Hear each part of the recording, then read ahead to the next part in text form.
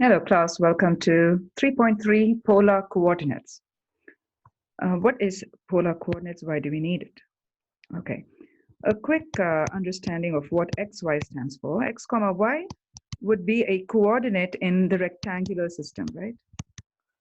Rectangular coordinate. Okay. We also call it the Cartesian, not Cartesian, Cartesian.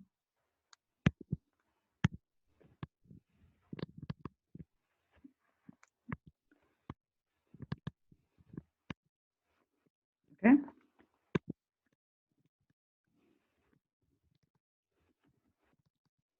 Now, polar coordinates would be written as r comma theta in that format. These are called polar coordinates. I want you to think about this for a moment. R stands for the radius and theta is the angle, right? And where have we seen this? We've seen this in trigonometric expressions. And so we're going to use trigonometry primarily to work with polar coordinates. But if you look at the angle theta, that is an angle that you sweep either clockwise or counterclockwise, thus, describing a circle. So it's a circular movement, right? Because one full rotation of your theta makes it 360 degrees or 2 pi radians.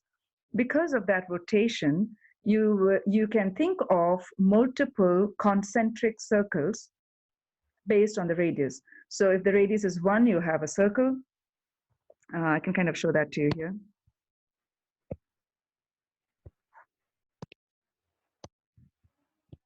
Okay. So you can have a circle that looks like this for radius 1, okay? And then you could have another circle around it, right? That could be radius 2. Then you can have, and they all share the same center. And you have another circle of radius 3, and so on. So then we are marking these positions as 1, 2, and 3, and they should be equidistant. Sorry about that. So your 1, 2, and 3 represent the radii, okay? And the circle that goes around it will help you to determine the angle theta. And so the polar coordinate is basically trying to do this using r comma theta. But what is the relation between x, y, and r theta? So just to see it in our trig background, we've experienced drawing circle in an xy plane, and we have also learned about inscribing a triangle inside that circle. So let's just focus on the triangle, right? So if it's p of x, p is x comma y, the point p is x comma y, you know that this triangle that we formed, or rather I should, I just want to first mark this, okay? And then use a different color to kind of indicate to you, right? That's the height, and this is the distance across. So this would be your x, right? And this height will be your y, so that this marking is your x. This marking is your y, right? So this distance is x, and this distance is y, right? We understand that part. Let me clear the clutter now. Your triangle that's formed, right, with this line and this triangle actually has the hypotenuse to be r, right? Because that is considered like your radius. And the angle is theta. If you were to draw a circle passing through that point x comma y, you've got the radius r with an angle theta. So this is how they are primarily related. Let's put it also in perspective using trigonometry.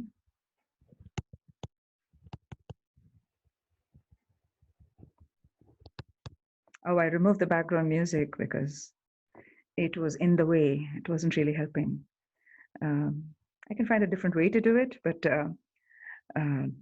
let's not venture into it as yet. Okay. I was just trying to make it appear cool. Guess what? It wasn't. So you play your own background music as you listen to this. Okay. Don't drown out my voice though. All right, adjacent over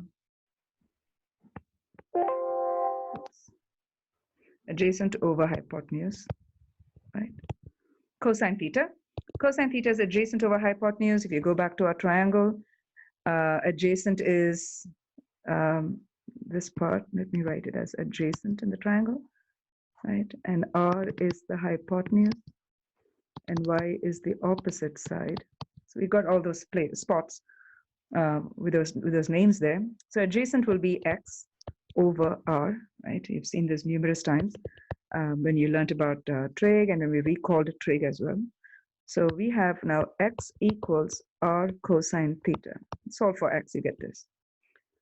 Likewise, sine theta is opposite over hypotenuse, which is Y over R, which gives you Y equals R sine theta.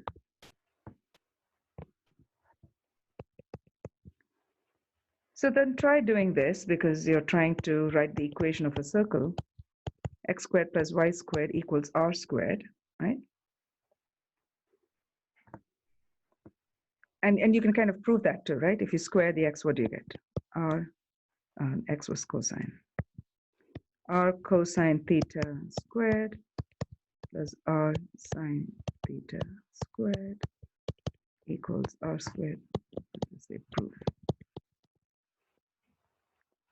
That's R squared cosine squared theta plus R squared sine squared theta equals R squared. So R squared times, because R squared is common, cosine squared theta plus sine squared theta, that is 1. So R squared equals R squared, thus proved. Okay, so that's just kind of proof that you can connect the X, Y, and the R and build your equation of a circle just by doing that. And then on the other hand, you have tan theta, which will include the sine and the cosine, isn't it? So tan theta is, there are two ways to approach this.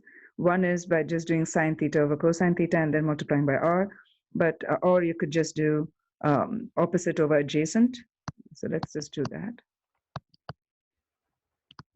That's more straightforward, which is Y over X. I'll just write here tan theta. So we're going to use these two relations, okay? I'll just say we use X squared plus Y squared equals R squared, and tan theta, which is Y over X. What we're trying to do is use these formulas to bring a connection between X, Y, and R, and X, Y, and theta. So you have these two formulas, one for the R and one for the theta, to connect with the X and the Y. So we use these two to convert from the rectangular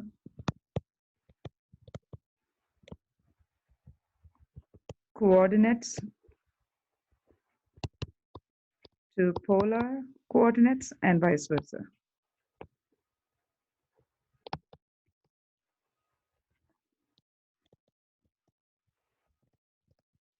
Okay, so let's do a problem.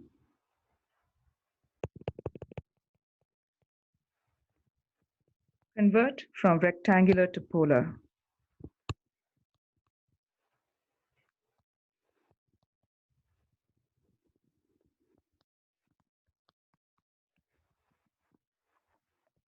And let's look at part A.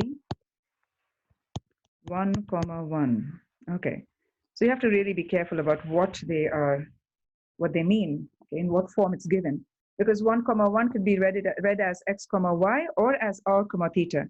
So you really need to understand what this is given in. So rectangular, rectangular is in X and Y. So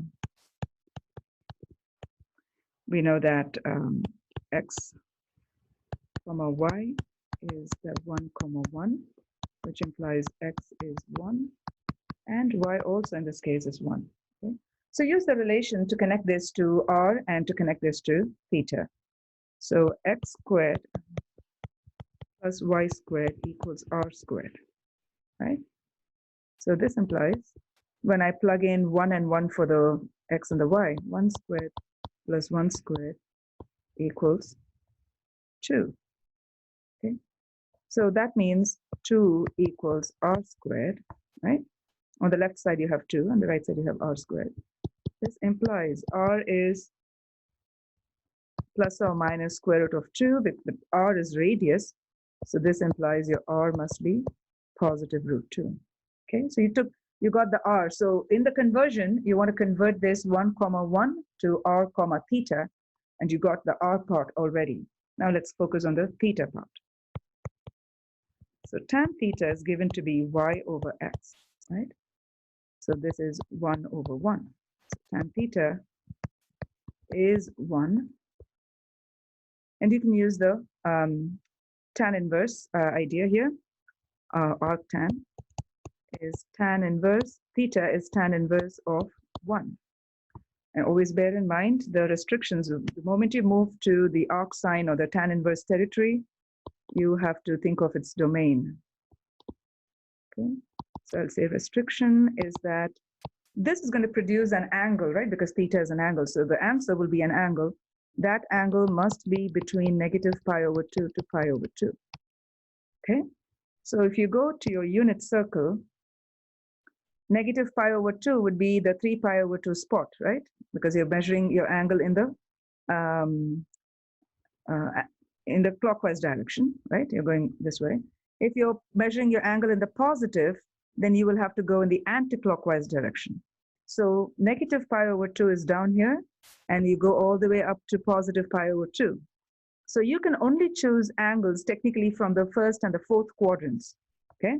So we have to go looking for values where your angle will be, your value will be 1, meaning the sine over cosine should be 1. In other words, for it to be 1, sine and cosine, both those coordinates must be identical, isn't it?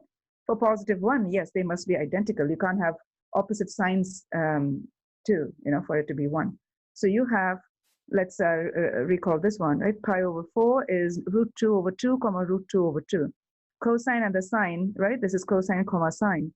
These two are exactly the same. They're identical in their value and in their sign. So if you took the ratio of these, the answer is 1, right? So pi over 4 is working. You will also notice that if you go to the third quadrant, 5 pi over 4, there too, your coordinates will be negative pi over, negative root 2 over 2, comma negative root 2 over 2, because in the third quadrant, both your coordinates will be in the negative sign. And so if you took their ratio, that also gives you 1. However, remember the restriction on tan inverse. Tan inverse can only take values from the first and the fourth quadrant, therefore 5 pi over 4 will be ruled out. So that is something you want to pay attention to. So we come back here and we understand that the answer for theta has to be pi over 4 from the first quadrant. So we say, therefore,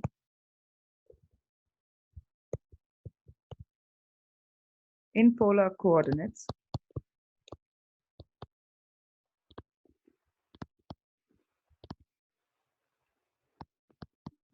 r comma theta, x comma y will be the same spot as r comma theta. They're equivalent, but they're on different styles of measurements, right? So it's like the temperature. So degree and Fahrenheit are just different scales where you can represent the same temperature in one of the scales. Similarly, you have these coordinate systems, and so you can represent the same information in the rectangular coordinate system or in the polar coordinate systems. Therefore, 1 comma 1 in the rectangular system is converted to root 2 for the r comma pi over 4 in the polar system, and that is your answer.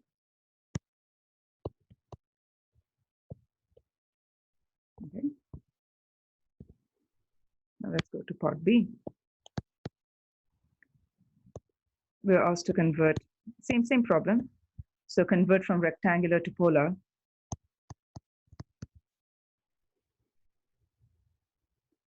Okay, so simplify x comma y is given to be 5 root 3, comma, negative 5. So x is 5 root 3 and y is negative 5. So let's use the first formula, let's say, right? So plug in for x, that's 5 root 3 the whole squared plus negative 5 whole squared, which is equal to r squared. Remember, we're trying to find r, so r has to be unknown. So 25 times 3, remember again, square root of 3 is, when squared, is 3, plus negative 5 is part of the square. So that returns a positive 25. That's 75 plus 25.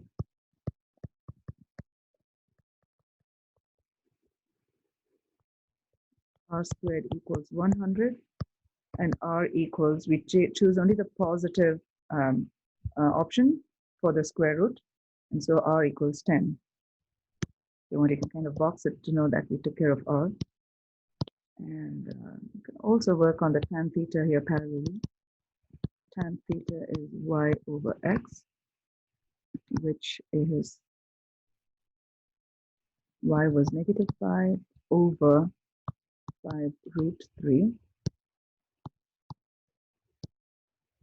So tan theta is negative 1 over root 3, which implies theta is tan inverse of negative 1 over root 3. Okay. Once again, remember the restriction is from negative pi over 2 to pi over 2 for tan inverse. You're going to, by standard, use the tan theta. So it's one, it's important that you remember the restrictions for tan at least. Let's go to, so again, the same question, right? If you just pay attention here. So you're asking yourself, what x and y coordinates should we choose so that we get this result when you took your ratio as negative 1 over root 3. Okay. Come over here. Okay. So if you looked at these coordinates, clearly, you know, root 3 over 2 and half, or the half and the root 3 over 2 are the contenders, right? Because you have the root 3 there. The root 2 over 2 possibility is ruled out because you don't have the root 3 involved in it. Okay. So the question is, which ratio gives you the negative 1 over root 3? So let's not worry about the negative at the moment. Let's just worry about which one gives us the answer, the ratio, right? So let's take a quick look here. So this is cosine and this is sine. Never forget that. Sin theta and sine theta. So it's always tan is sine over cosine. So the second one over the first one, okay? You know, this will be the case. So this order gives you root 3, not 1 over root 3. So come over here and try this one. This one would be sine over cosine. So y coordinate over the x coordinate. So that gives you 1 over root 3, what we desired. Now what we need to do is find the one that gives us negative 1 over root 3, right? And so if you remember again, the restriction was the first quadrant and the fourth quadrant. So the fourth quadrant will definitely give you that negative option, right? So you want to see which one gives you that. Now remember, this pi over 6 was the option that gave you the negative 1 over root 3. So that on the fourth quadrant would be measured as negative pi over 6, isn't it? 11 pi over 6 is the same as negative pi over 6 because now you're measuring in the clockwise direction. Therefore, the coordinates for negative pi over 6 will satisfy our tan theta condition of negative 1 over root 3. So you reason out, you come back here, and then you present your answer as theta equals negative pi over 6. Okay. Again, remember the restriction. You cannot write it as 11 pi over 6, even though you remembered that it should come from the first and the fourth quadrant, and you chose the answer from the fourth quadrant. You cannot write it the way it is in the unit circle. You have to remember to measure the angle in the negative direction which is clockwise direction. All right. And then let's box this as well. Now let's write them as the final answer. So this implies 5 root 3 comma negative 5 equals 10 comma negative pi over 6. Okay. And that is the grand answer in r comma theta. So this time we're going to ask you to convert from polar to rectangular.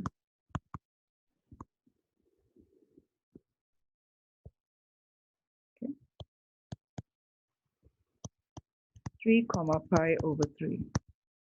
Remember, this is in polar. We have to get it in x comma y. So I can just say what's given is in polar. Okay. So r comma theta is 3 comma pi over 3. That means r is 3 and theta is pi over 3. Okay. So we got these two. And we're using the same relation. We can also slightly, change it, because all we need is x and y. So we don't have to use the x squared plus y squared condition necessarily. You can just use the x and the y itself, because we know that x is r cosine theta, right? The r and the theta will help you in this case to find the x directly.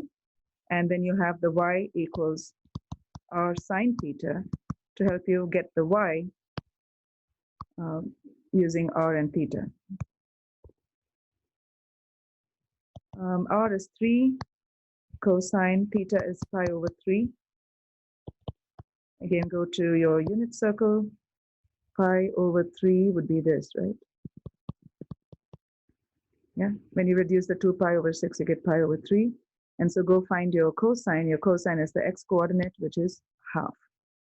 Come back here. So x comes out as 3 over 2.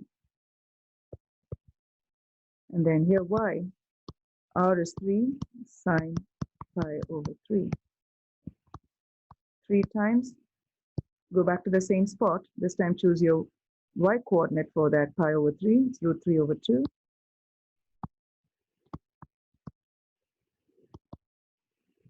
Which gives us 3 root 3, you can fix that,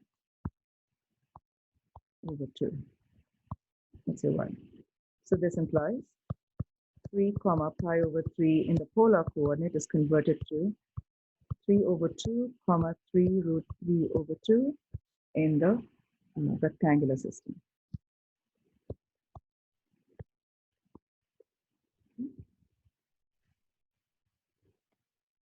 Let's go to part B.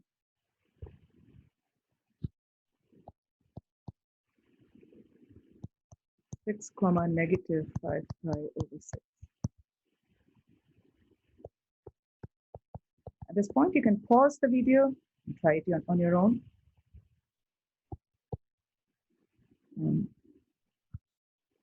R comma theta, 6 negative 5 pi over 6. R is 6. And theta is negative 5 pi over 6. Okay, so we are going to take the x equals r cosine theta. That's going to be 6 cosine negative 5 pi over 6. Okay.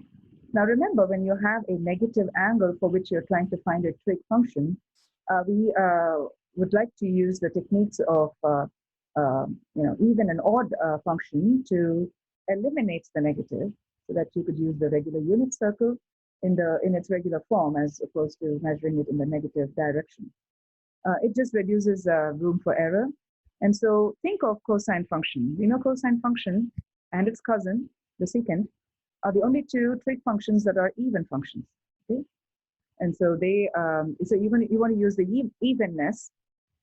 Okay, to understand that the negative is absorbed. Let me just write that here.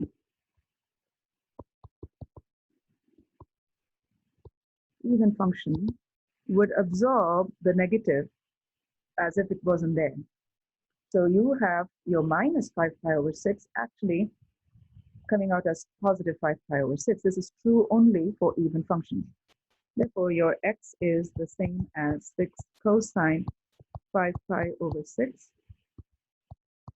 And then you could use your unit circle, locate your 5 pi over 6, and then that will give you the answer. So 5 pi over 6 is here in the second quadrant, and locate its corresponding coordinate and find the value here. Okay. So in our case, that would be 6 times. Oh, let's go back.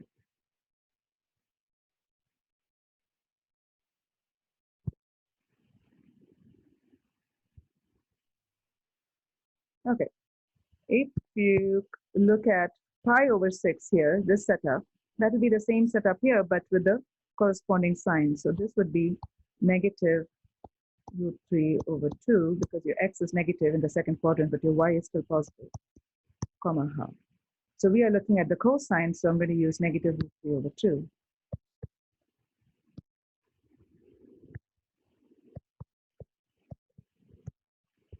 Simplify this because you can reduce this.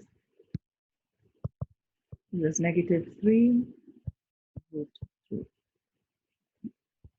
So this was for x. Now let's go to y. Y is r sine theta, which is 6 sine negative 5 pi over 6. Remember, sine is an odd function, so it does not absorb the negative. It kind of spits out the negative. Okay, so the negative actually would move to the front of the function. So you have negative 6 sine 5 pi over 6. Let's make a quick observation that here sine is an odd function. Just remembering that cosine is an even function and all others are odd would help you to organize your signs accordingly. And again, remember when I say cosine, it's also its cousin secant. Cosine and secant are even functions and all others are odd functions. So y is negative 6 sine 5 pi over 6. Go back to our graph. 5 pi over 6. So sine coordinate is a half, which is negative 6 times half. Simplify. That's a negative 3. 6 comma negative 5 pi over 6 is the same as negative 3 root 3 comma negative 3 in the rectangular coordinate system. All right? Okay, so we learned about the conversion. We could see how they are related. Now we're going to talk about plotting points in the polar plane.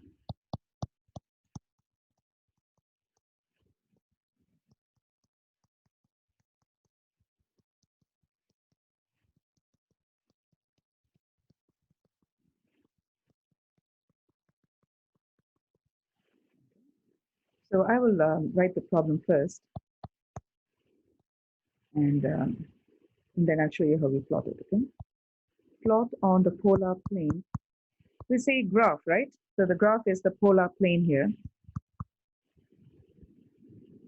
And I want you to think of this too. Remember I showed you those concentric circles?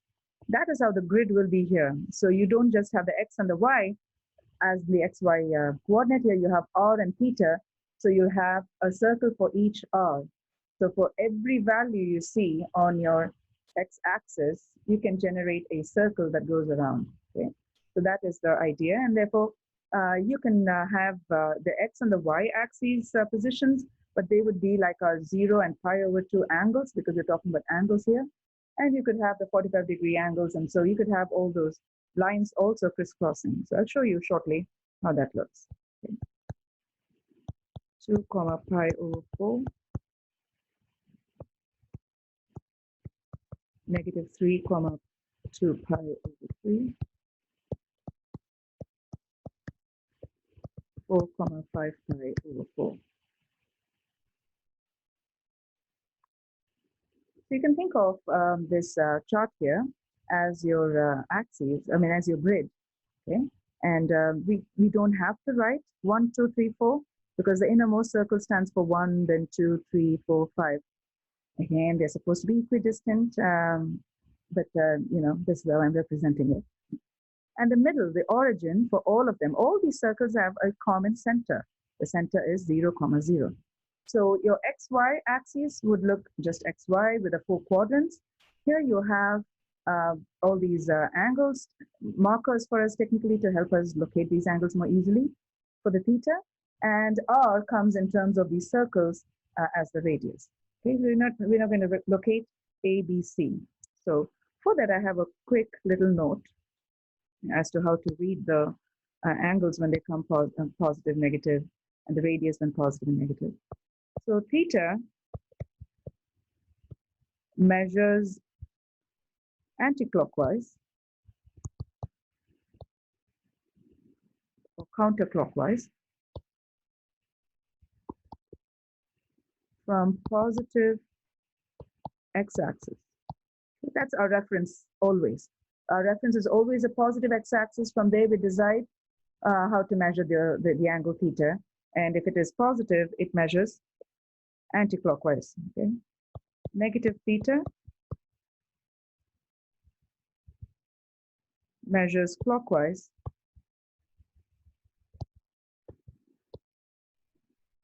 from positive x-axis.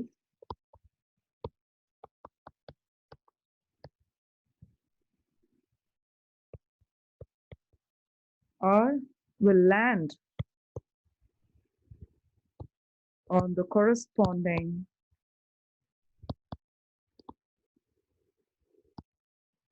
circle, because it's the radius, right?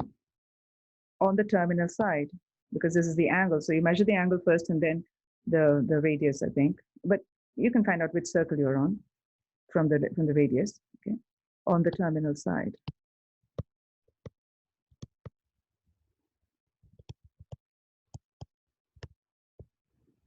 And negative R would land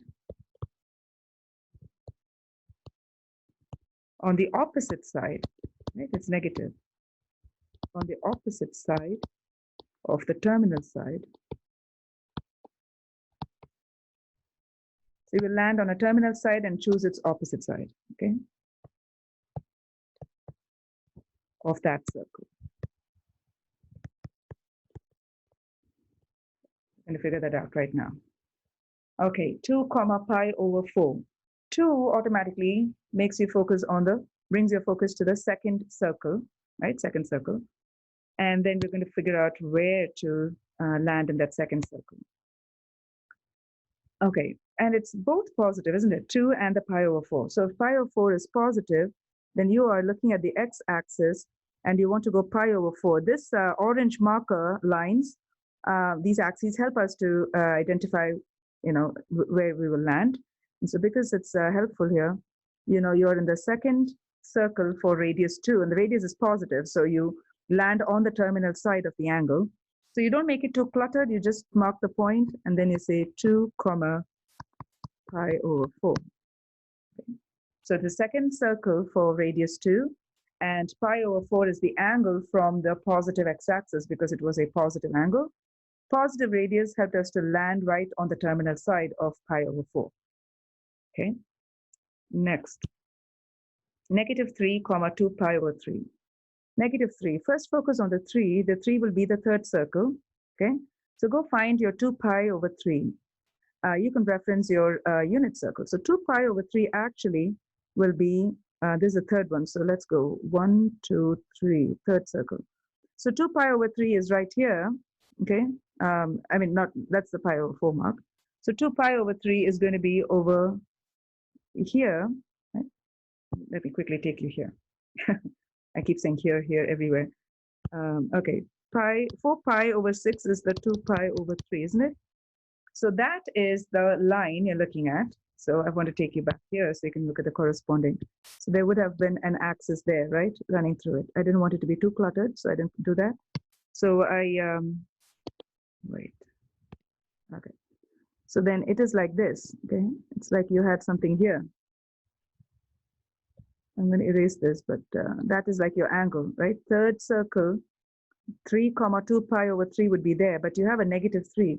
So you kind of have to stretch this thing, which goes into the fourth quadrant, right?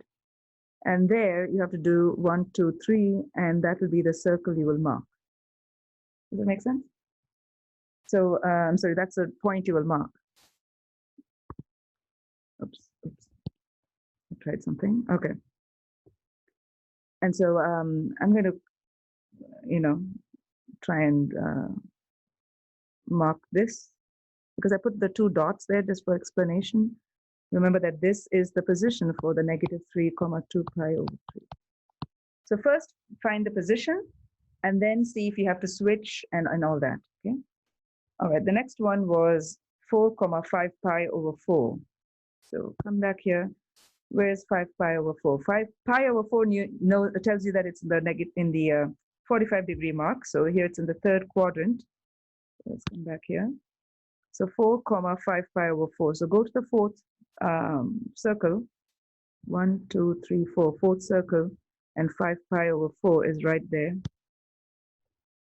Let me use a different color.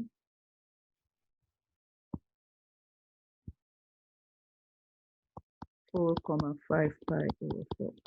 If it was a negative 4, you would have marked it on this side, right? Yeah. If it was negative 5 pi over 4, you'll have to measure that.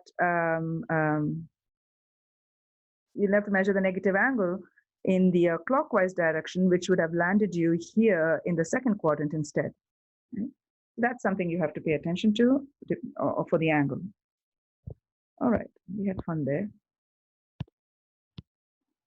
Polar curves.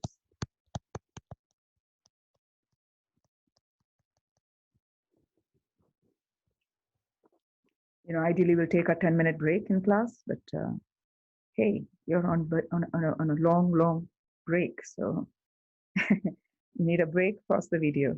Okay. Unfortunately, I can't. Maybe there's a way. I'll find that out. Graph the polar curve r equals 4 sine theta and identify the curve and rewrite the equation.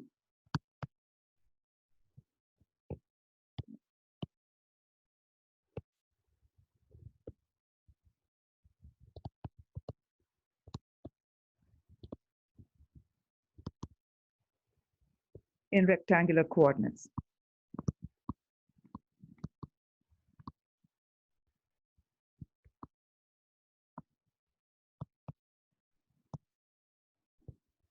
Okay.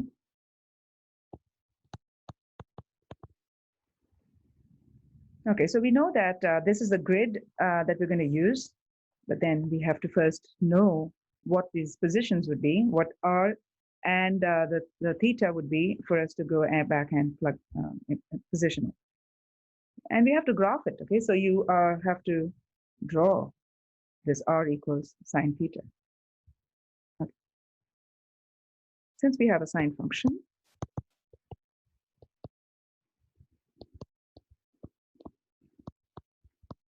we know that sine function ranges all the way from 0 to 2 pi, isn't it? Meaning the angle theta. Okay, so in your mind, you're already seeing a circle. If it was an XY axis, meaning the rectangular system, we would have the wave pattern, right?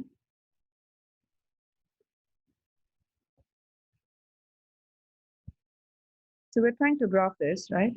And then identify the curve and polar, and then rewrite the equation in rectangular coordinates. So we have multiple things to do. Let's focus on getting the graph drawn first, because that was our first requirement.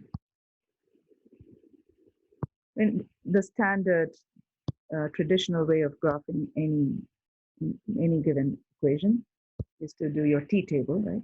So here it's all in terms of theta and r. So because r is a function of theta, right? You understand that? R is a function of theta. I'll have to give or generate values for theta so that I could plug that in for r and get my r comma theta coordinate to use in my polar grid. All right. And that's why we had to know what value sine can take. And we know that sine can take 0 to 2 pi. So that's convenient. So 0. We use the convenient angles as well, quadrantal angles, right? All the angles that sit in the quadrants on the axes, I mean. 3 pi over 2 and 2 pi. You will get standard 5 points because you start at 0 and come back to 0 where it becomes 2 pi. You got that. Okay. Now plug them in. R will be 4 sine 0.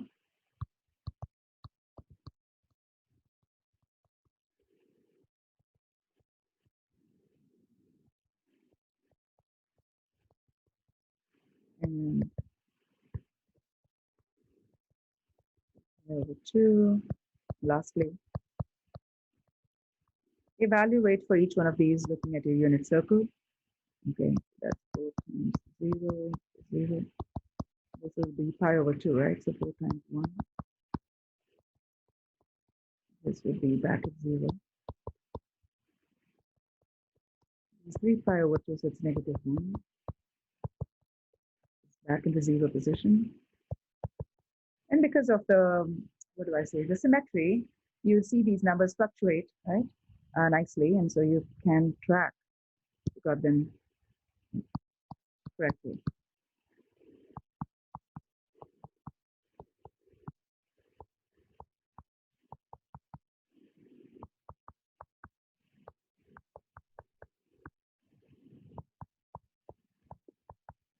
All right.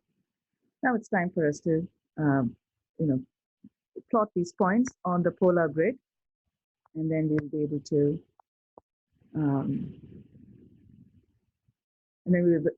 graph it. So we have 0, 0, which is the origin. Mark that. And perhaps I could use, okay, 0, 0. And then we have 4, pi over 2, right? 1, 2, 3, 4. 4, pi over 2 would be here. 0, pi. So the angle is 0. Okay. I'm sorry, the radius is 0. And what is it? Pi. 0, pi.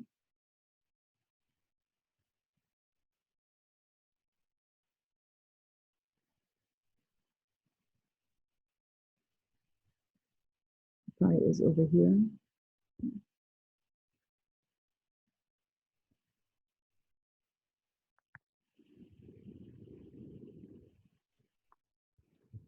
Okay, 0 pi would be back here, right? Because it's pi.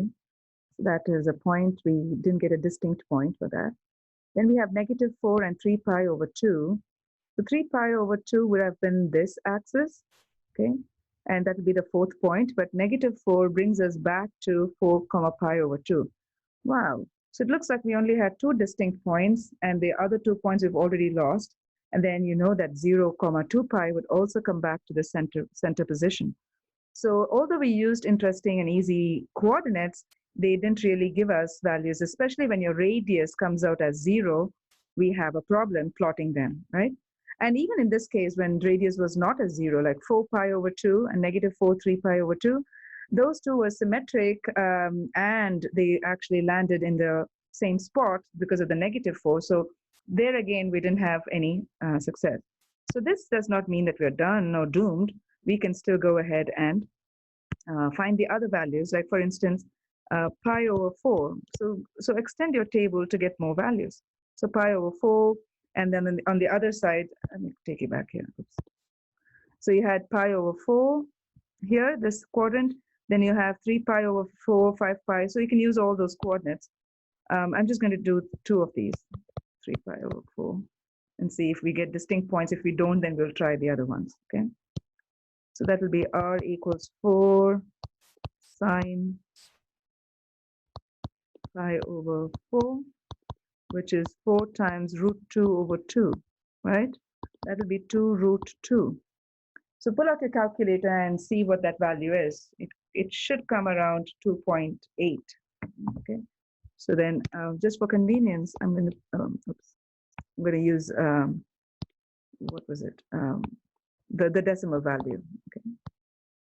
So this will be pi over 4. I wanted to use the red. Pi over 4, comma 2.8, approximately, because it's 2.828. Then let's try 3 pi over 4.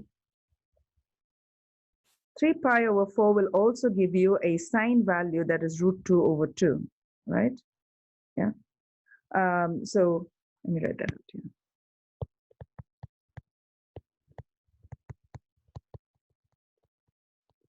Which is 4 times root 2 over 2, because you're looking at the sine. However, your angle would have changed when you write the coordinate. So that would be 3 pi over 4, comma 2.8 again. Okay, let's plot these 2 extra points and see what it gives us.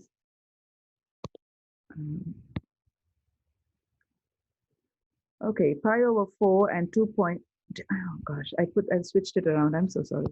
How could I make that mistake? I was so engrossed in what I was doing. I switched the coordinates around. I apologize. Okay, so that was 2.8 for the radius, approximately, and the pi over 4. And this was 2.8 again, and 3 pi over 4. This disappeared. All right. Okay, now we're good. 2.8 would be 2 circles out and close to the 3rd circle, but somewhere there.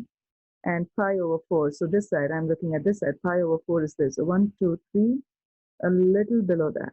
Okay. And then I have 2.8 and 3 pi over 4. 2.8. Again, close to the 3rd circle. 1, 2, 3, a little below that. And this was 3 pi over 4. So a little below that. Because the 2.8 would have its circle running there. Okay, we got some points, so that's good. And you know that this is going to be a circular pattern. So I kind of graph it, and I call this graph as r equals 4 sine theta. Okay. If you want to get more points to see if you didn't determine or detect it to be a circle, you should, because of the symmetry. If you didn't, then it's then go for more points, like 5 pi over 4, 7 pi over 4, and try them. If that is not enough, then you'll have to go for pi over 3, pi over 6, 2 pi over 3, 5 pi over 6, and so on. Right? Okay, we got this part. Now we need to, so we answered the part where they wanted us to graph. We need, in fact, I do have it worked out here at my end. So I have, for non-zero R values, we have pi over 6 that gives you a 2. That's nice because your sine will be a half for the pi over 6. Sine pi over 6 is a half, and 4 times half will give you a 2. So you could use pi over 6. Let me just come over here and give you these coordinates that you could use additionally. Okay. Doing the same thing. First, the R should go. The R comes out to be 2, come up pi over 6. So try these angles. Try pi over 6 and see if you get a 2. Okay. -2 and 7 pi over 6. 2 and 5 pi over 6. -2 and 11 pi. 11 pi over 6, and so on. Okay. And then, of course, you could go into the decimal versions as we just did for the pi over 4 mark. Okay. All right, now we need to convert from polar to rectangular.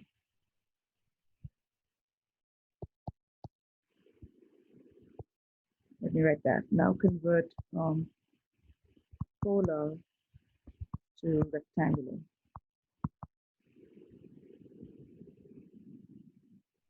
And if you recall, we did those exercises, right? So 4 sine theta. Okay, this is a little tricky, okay, because we want to use the x squared plus y squared equals r squared format, but we want to put them all in just in an equation that just has x and y, right? Because that's a rectangular. You don't want the theta and the r to be in it. So this is what we're planning to do. There are two ways to do this, but if we use the x squared plus y squared equals r squared, right? Then we could use, we already have the x squared and the y squared, but the r squared would be 4 sine squared theta. I'm sorry, 4 sine theta the whole square. Okay. And so you now see that that has a theta in it, right? You have to get rid of that theta. You can't have the x, y with the theta. You can just have x and y or r and theta. You can't have them mixed up like that. So you could try in those lines too, but you see that we have a roadblock there. So we are going to use just a manipulative move where we say, come back to the r equals 4 sine theta and say multiply, because this was a given equation, right? By r on both sides.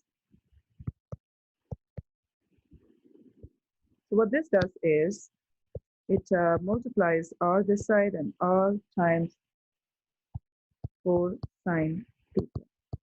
Okay, here's the fun part. R squared equals, pull out the 4 here, and if you brought the r sine theta together, right? Commutative property allows you to switch them around. You know that r sine theta is actually y. Okay. So r squared equals 4y, isn't it? And that's what we're going to use to come back here to the other one. Just divide the space. So this is what you're going to use in this place, in the place of r. Okay. So you don't want this. I'm going to exit so that you can see that that approach won't work. Instead, I could just replace the r squared as 4y so that I now have them all in x and y only. Okay? Well, it's not the desired form. We've never seen an equation that looks like this, right? We have to clean it up. And so we have to write it in a known version. We already saw the graph to be a circle. So your equation should resemble the equation of a circle. So this is equation of a circle with center 0, 0 and radius r. So that is how it should look.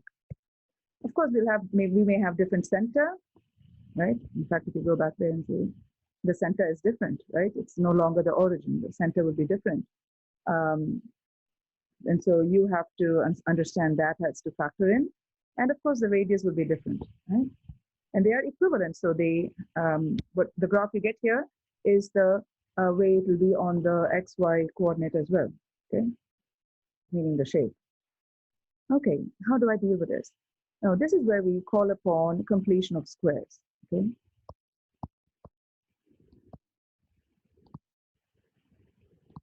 We use completion of squares technique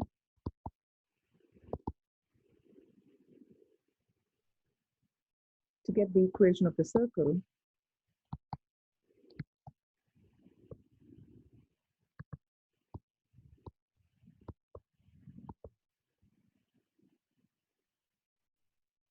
since our polar graph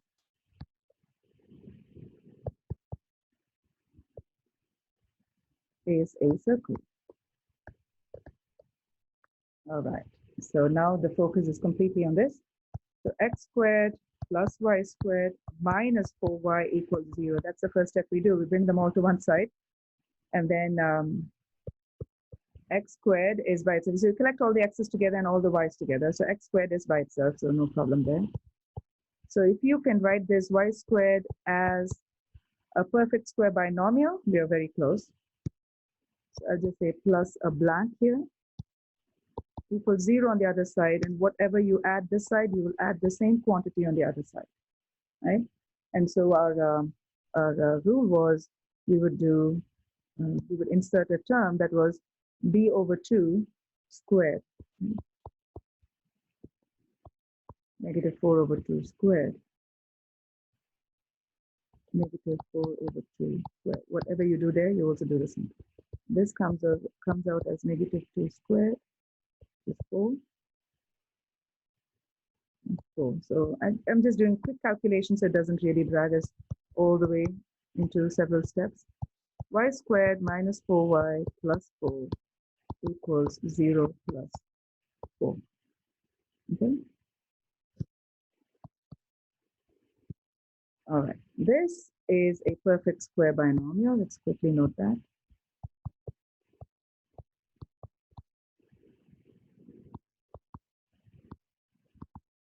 And you will use this information to build that. X squared plus y, you got a minus 2 there. That will be the one that will fill the other part. The perfect square binomial. So you need to get your binomial with a square. So binomial means 2 terms. This is the variable is y, so you're going to have the y. What about the other term? That's where the calculation you did there would come in handy. That equals 4. Look at that, beautiful. That is your equation of a circle, right? And in particular, equation of a circle will be x minus h the whole squared plus y minus k the whole squared equals r squared, where the center is h comma k and the radius is r. When your h comma k is 0 comma 0, then your center is the origin. So it simply reduces to x squared plus y squared equals r squared. Okay? But here we can detect a center. So this is equation of a circle with center 0 comma 2 with radius 2. Okay.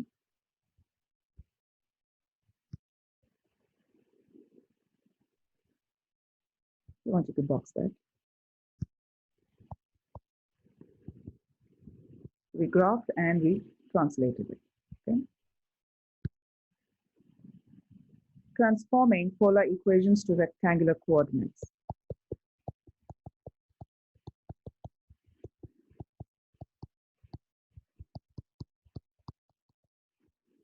Equation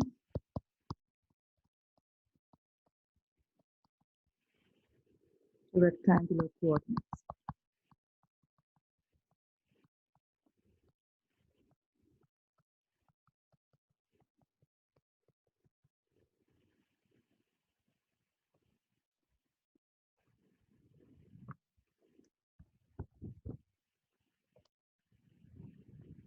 Okay, I was just looking at my notes. I think this is getting really long.